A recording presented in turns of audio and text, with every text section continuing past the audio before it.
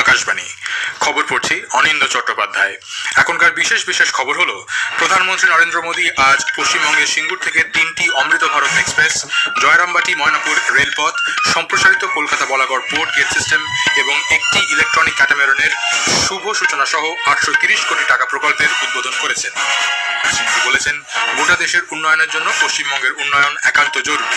পশ্চিমবঙ্গের উন্নয়নের জন্য শ্রী মোদী তৃণমূল কংগ্রেসের শাসনের অবসান ঘটিয়ে বিজেপিকে এ রাজ্যে ক্ষমতায় আনার আহ্বান জানিয়েছেন। শ্রী মোদী আসামে কাজিরাঙ্গা এলিভেটেড করিডোর প্রকল্পেরও শিলান্যাস করেছেন। দিল্লি পুলিশের সাইবার তদন্তকারী দল একটি আন্তঃরাজ্য বিনিয়োগ জালিয়াতি চক্রের 8 জনকে গ্রেপ্তার করেছে।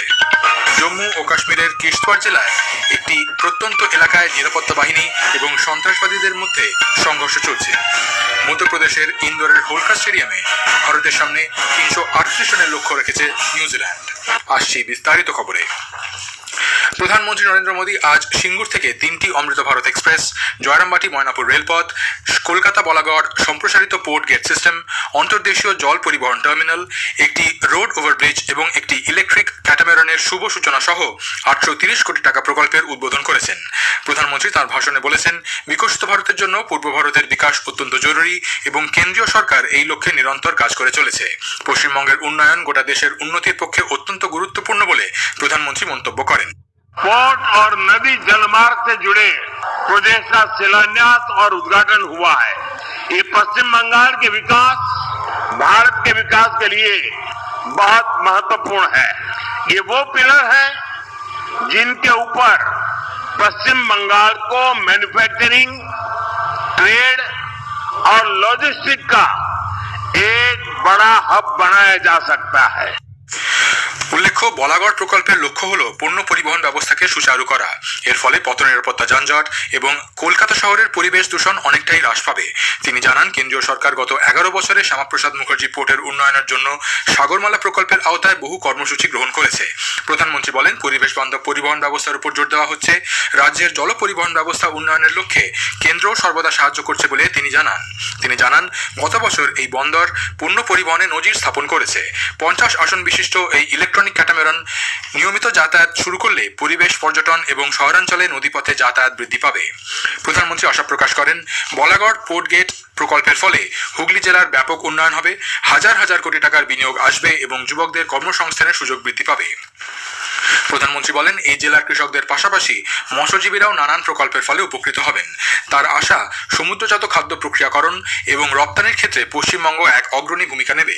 অনুষ্ঠানে রাজ্যপাল ডক্টর সিরি আনন্দ বোস, বন্দর, জাহাজ চলাচল ও জল পরিবহন মন্ত্রকের প্রতিমন্ত্রী সর্বানন্দ সোনোয়াল, কেন্দ্রীয় প্রতিমন্ত্রী ডক্টর সুকান্ত মজুমদার, শান্তনু ঠাকুর, রাজ্য বিধানসভার বিরোধী দলনেতা শুভেন্দু অধিকারী, সাংসদ শ্রমিক ভট্টাচার্য সহ বহু বিশিষ্ট ব্যক্তি উপস্থিত ছিলেন। প্রধানমন্ত্রী নরেন্দ্র মোদী রাজ্যের পরিবর্তনের আহ্বান জানিয়েছেন। তার অভিযোগ, পশ্চিমবঙ্গে তৃণমূল কংগ্রেস সরকার রাজ্যের সুরক্ষার সঙ্গে খেলা করছে, দাঙ্গাবাজ মাফিয়াদের ছাড় দেওয়া হচ্ছে, অনুপ্রবেশকারীদেরও সুবিধা দেওয়া হচ্ছে। আজ সিঙ্গুরে এক জনসভায় শ্রী মোদী বলেন, পশ্চিমবঙ্গে তৃণমূল কংগ্রেসের জঙ্গল রাজ্যের অবসান ঘটিয়ে বিজেপির সুশাসন নিয়ে আসা অত্যন্ত প্রয়োজন। তিনি বলেন, রাজ্যের উন্নয়নের জন্য উপযুক্ত পরিবেশ গড়ে তুলতে হবে, একমাত্র তাহলেই রাজ্যে নতুন শিল্প আসবে। তৃণমূল কংগ্রেস দেশের সংবিধান ধ্বংস করছে বলে অভিযোগ করেছেন সাংসদ বিষয়ক মন্ত্রী কিরণ রিজিজু। সামাজিক মাধ্যমের এক বার্তায় তিনি লেখেন, তৃণমূল অনুপ্রবেশকারীদের সুরক্ষা দিচ্ছে এবং দেশের নাগরিকদের অধিকার ছিনিয়ে নিচ্ছে। তৃণমূল জমানায় পশ্চিমবঙ্গে আইনের শাসন নেই বলে তিনি মন্তব্য করেছেন।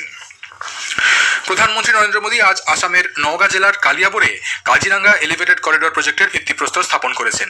86 কিলোমিটার দীর্ঘ এই করিডোরটি নির্মাণে 950 কোটি টাকা ব্যয় হবে। এর মধ্যে করিডোরটির 35 কিলোমিটার দীর্ঘ পথ কাজিরাঙ্গা জাতীয় উদ্যানের উপর দিয়ে যাবে। এর ফলে স্থানীয় পর্যায়ে যোগাযোগের সুবিধা বাড়বে এবং জাতীয় উদ্যানের সমৃদ্ধ জৈব বৈচিত্র্য সুরক্ষিত হবে। আসামের নওগাঁ, কার্বি আংলং জেলার মধ্যে দিয়ে এই করিডোরের মাধ্যমে ডিব্রুগড় ও তিনসুকিয়ার মধ্যে যোগাযোগ সহজতর হবে। এই উপলক্ষে আয়োজিত এক অনুষ্ঠানে প্রধানমন্ত্রী বলেন, কাজিরাঙ্গাকে কেবলমাত্র একটি জাতীয় উদ্যানই নয়, একে অসমের আত্মা হিসেবে দেখা হয়ে থাকে। তিনি বলেন, সাম্প্রতিক বছরগুলিতে কাজিরাঙ্গাতে পর্যটকের সংখ্যা উল্লেখযোগ্যভাবে বৃদ্ধি পেয়েছে। काजीरंगा एलिवेटेड कॉरिडोर और नई रेल सेवाओं से असम के लोगों के लिए नई संभावनाएं तैयार होगी। साथियों, जब प्रकृति सुरक्षित होती है तो उसके साथ अवसर भी पैदा होते। पिछले कुछ वर्षों में काजीरंगा में पर्यटकों की संख्या में लगातार बढ़ोतरी हुई है। প্রধানমন্ত্রী কালিয়াবোর থেকে দুটি নতুন অমৃত ভারত এক্সপ্রেস ট্রেনের যাত্রা সংকেত দেন। প্রধানমন্ত্রী নরেন্দ্র মোদী বলেছেন, গুয়াহাটিতে অনুষ্ঠিত বাগুরুম্বা দৌ উৎসব তার জন্য এক অবিস্মরণীয় অভিজ্ঞতা হয়ে থাকবে। সামাজিক মাধ্যমের এক বার্তায় শ্রী মোদী বলেন, এই অনুষ্ঠান সারা দেশে আলোড়ন সৃষ্টি করেছে। প্রধানমন্ত্রী এই অনুষ্ঠানে প্রদর্শিত বোডো সংস্কৃতির প্রশংসা করেন। বিজেপির জাতীয় সভাপতি নির্বাচনের জন্য মনোনয়ন জমা দেওয়ার কাজ আগামীকাল শুরু হবে। দলীয় সভাপতি নির্বাচনের জন্য দায়িত্বপ্রাপ্ত রিটার্নিং অফিসারকে লক্ষণ জানিয়েছেন, দুপুর 2টো থেকে 4টের মধ্যে মনোনয়ন দাখিল করা যাবে। 4টে থেকে 5টা পর্যন্ত মনোনয়নপত্রগুলি পরীক্ষা করে দেখা হবে। সন্ধ্যে 6টা পর্যন্ত মনোনয়ন প্রত্যাহার করা যাবে। দিল্লি পুলিশের সাইবার তদন্তকারী দল একটি আন্তঃরাজ্য বিনিয়োগ জালিয়াতি চক্রের 8 জনকে গ্রেপ্তার করেছে। দিল্লির অতিরিক্ত পুলিশ কমিশনার অভিমন্যু পোসওয়াল বলেন, চক্রটি হোয়াটসঅ্যাপ কলের মাধ্যমে মানুষের সঙ্গে যোগাযোগ করে তাদের ভুয়ো প্রকল্পে বিনিয়োগ করতে প্রলুব্ধ করত। তিনি আরও জানান, কম্বোডিয়া থেকে এই চক্রের কাজকর্ম পরিচালনা করা হতো। অভিযুক্তদের কাছ থেকে 10টি মোবাইল ফোন, 13টি সিম কার্ড এবং একাধিক ব্যাংক অ্যাকাউন্ট বাজেয়াপ্ত করা হয়েছে। রাষ্ট্রপতি দ্রৌপদী মুর্মু আজ 77তম প্রজাতন্ত্র দিবসে অ্যাট হোম অনুষ্ঠান উপলক্ষে অতিথিদের কাছে পাঠানো বিশেষ আমন্ত্রণপত্রের একটি ঝলক শেয়ার করেছেন। সামাজিক মাধ্যমের এক বার্তায় রাষ্ট্রপতি উল্লেখ করে বলেন, চলতি বছরের আমন্ত্রণপত্রে ভারতের উত্তর পূর্বাঞ্চলের জীবন্ত ঐতিহ্যকে তুলে ধরা হয়েছে। এই নিমন্ত্রণপত্র অষ্টলক্ষী রাজ্যগুলির দক্ষ কারিগর ও শিল্পীদের প্রতি এক শ্রদ্ধাঞ্জলি বলে অভিহিত করেন তিনি। সামাজিক মাধ্যমে প্রচারিত একটি ভিডিওকে মিথ্যা বলে উড়িয়ে দিয়েছে কেন্দ্রীয় সরকার। এই ভিডিওতে দাবি হয় বিকশিত ভারত রোজগার এবং আজীবিকা মিশন আইনের অধীনে ন্যূনতম মজুরি নির্ধারণ করা হবে না। প্রেস ইনফরমেশন ব্যুরোর ফ্যাক্ট চেক ইউনিট এই দাবিকে বিভ্রান্তিকর বলে জানিয়েছে।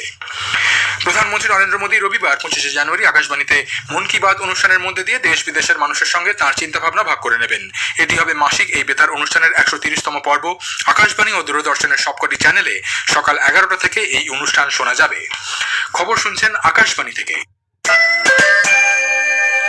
জম্মু ও কাশ্মীরের কিশতওয়াড় জেলার এক প্রত্যন্ত এলাকায় আজ নিরাপত্তা বাহিনী এবং সন্ত্রাসবাদীদের মধ্যে সংঘর্ষ চলছে।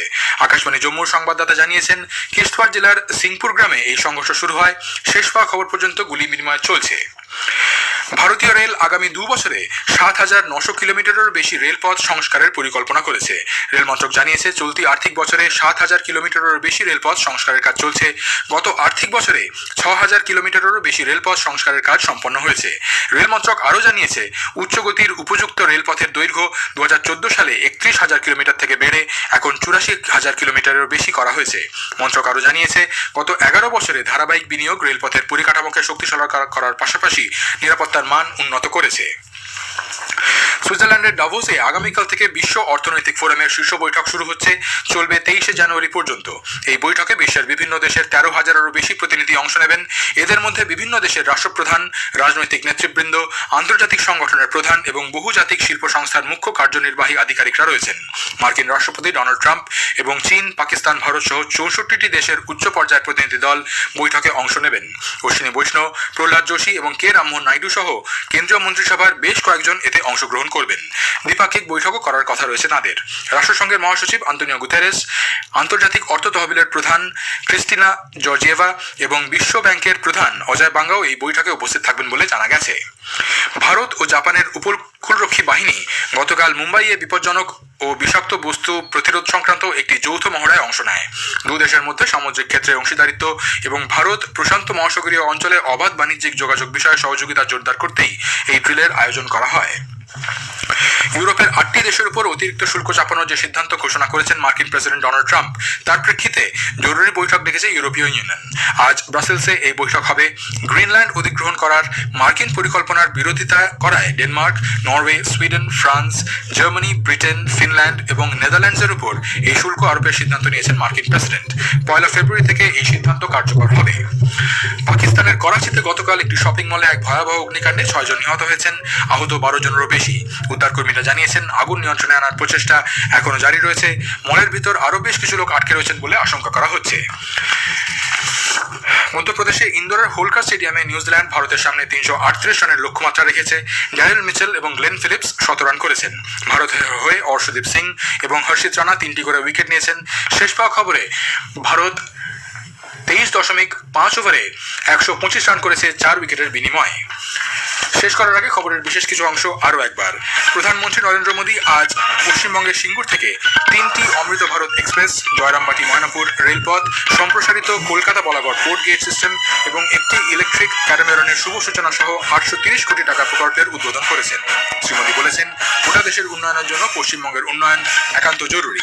দিল্লি পুলিশের সাইবার তদন্তকারী দল একটি আন্তঃরাজ্য বিনিয়োগ জালিয়াতি চক্রের 8 জনকে গ্রেপ্তার করেছে। জম্মু ও কাশ্মীরের কিস্তওয়ার জেলার এক প্রত্যন্ত এলাকায় নিরাপত্তা বাহিনী এবং সন্ত্রাসবাদীদের মধ্যে সংঘর্ষ চলছে। খবর শেষ হলো। এরপর খবর শুনবেন সন্ধ্যে 7:50 মিনিটে।